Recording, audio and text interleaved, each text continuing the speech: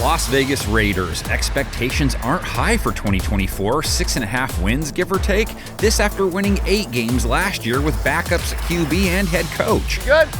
All right, have fun. Let's go. Yes, sir. Weren't good enough to make it through the season. Major changes in Las Vegas. Josh McDaniels relieved of his duties as head coach. Antonio Pierce, the interim head coach. This guy's trying to change the culture, make this thing fun again.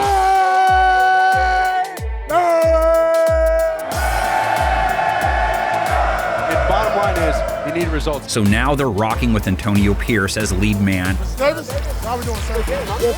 And Raiders brass not making the same mistake twice with an interim head coach who turns things around. And Antonio Pierce, in his coaching debut, has a resounding Raiders win. Hell yeah, let's go. QB position, Jimmy G experiment didn't work. Come on, Jimmy.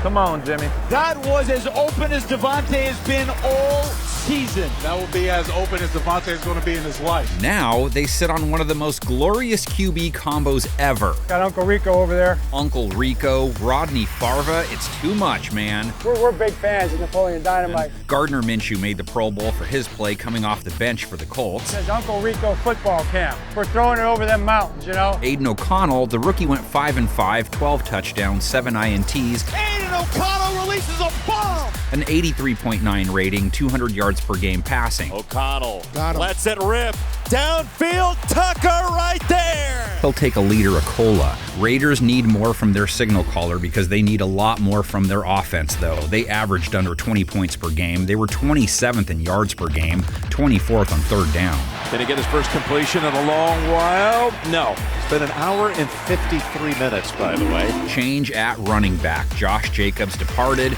Doesn't leave on the highest of notes, just 3.5 yards per carry in 2023. The hole is supposed to be in the middle. There was no hole. Yeah, and that's part of the problem, and it has been all year long. Absolutely. So now they go with Zamir White, 4.3 a carry as the backup last year. Hand up to Zamir, cuts to the right side. First down, 35. Zamir White might have just salted away a Raiders win. Pass catching group should be the same. Devontae Adams, Jacoby Myers, that's a good 1-2. Never in my life have I dealt with this before in my life. Adams still put up over 1,000 yards, even with the QB sitch being what it was. Devontae Adams goes up, brings it in. It is what it is. We got to do what we got to do. We're going to win. Myers dropped over 800 yards in his supporting role. Deep down the left sideline, open man at the 5 is Myers, catches, walks in, touchdown Raiders. Rookie Trey Tucker, 331 yards out of the gate, hoping for a jump from him this year. Taking a shot down the field, far side to Tucker, dives for it, makes the grab at the 10. Rookie tight end Michael Meyer didn't put up big numbers, but they believe he's their guy.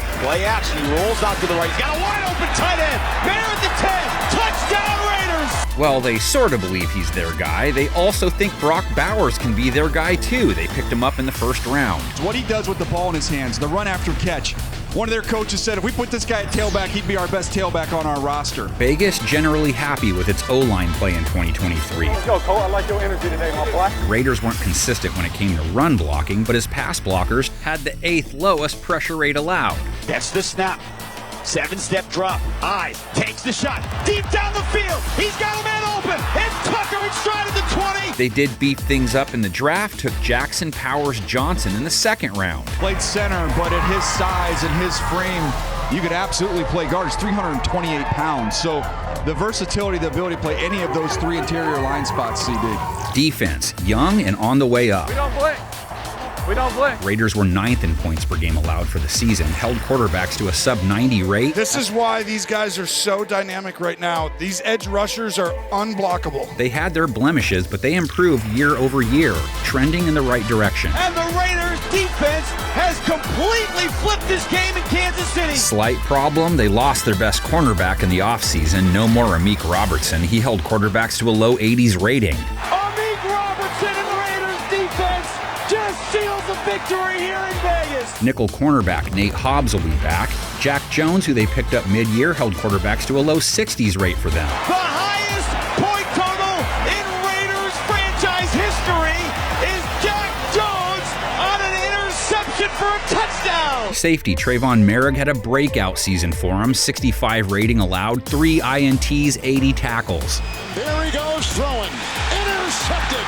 Picked off by Merrick. His partner, Marcus Epps, a rating allowed over 115. Their edge guys, gold. Best in the league, man. Stop playing here. Let's go, boys. Max Crosby on one side, 14.5 sacks. He's wrapped up in the backfield. Guess who? Max Crosby again. Mad Max no longer has to hunt for gas alone. Raiders spent big to land Miami's Christian Wilkins, 65 tackles, 9 sacks from the inside. That's the 7th sack of the night. And what if Malcolm Kuntz builds off his 2023? He had a breakout season, 8 QB takedowns. Malcolm Kuntz absolutely rammed into Jarrett Stidham. They hope their first rounder, Tyree Wilson, can make the leap too. He only had 3.5 sacks his rookie season. And he's spun to the turf. Tyree Wilson. The DT position, Adam Butler, a quiet but solid 5-sack campaign. And they've got him back at the 44. Crosby around the ankles. Butler up high. And DT John Jenkins had over 60 tackles from the inside. He gives it to Kelly. He meets right into the bear hug of John Jenkins at the line of scrimmage. Second level, both linebackers return. Divine Diablo, 106 tackles last season. Allen, crabbed and devoured by Diablo. And linebacker Robert Spillane had a year. 3 interceptions, 3.5 sacks, and almost 150 tackles. His second interception of the night. Special teams, Raiders happy with their kicker, Daniel Carlson. And he drills it. A 54-yarder to end the half. And their punter, A.J. Cole, made first team and the Pro Bowl. Okay, at the moment, Minshew probably has the edge over O'Connell at QB. I mean, I know you can argue he's better, but if this position was a positive for them, they would have higher expectations. White is an unknown at running back. Jacobs leaves on a down year, though, so another push. The other new addition, Bowers, let's see a lot of those 2 tight end sets, right? O-line, Jackson Powers Johnson, the rookie, takes over for Greg Van Roten. He didn't play terribly for them, so going with a push. Miller hoping to get a full slate in after only playing 13 games last year. Defense, major upgrade at defensive tackle. Wilkins is a beast. With Max and Kuntz, they should harass QBs on the regular.